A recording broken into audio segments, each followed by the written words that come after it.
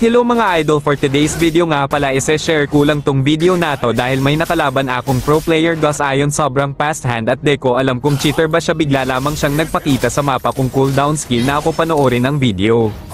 At ayan na nga mga idol, muntik na akong napatay, wala pa siyang item. At dahil nag-recall tayo, syempre lugi na idol nyo.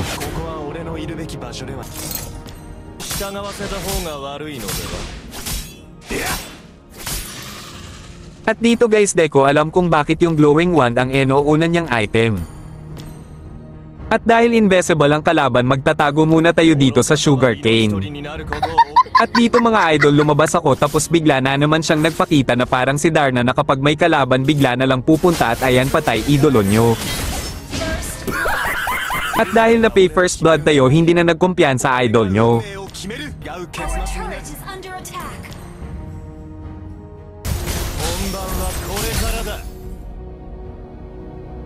At dito nagtataka lang ako na kapag cooldown ang mga skill ko bigla na naman siyang pumasok na parang jowa mong kapag wala ang kabit niya bigla na lang siya sa'yo magpapakita at titirahin ka.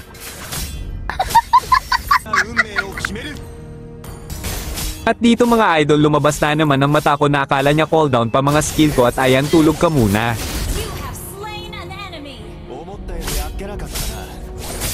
At dahil lugi siya sa minion, sinabayan ko na ang tapang at bilis ng aking mga kamay nang matapos na ang paglalaro. Kung nagustuhan mo ang video, maaari kang mag-iwan ng like at i-share ang video para mapanood sa iba. Maraming salamat.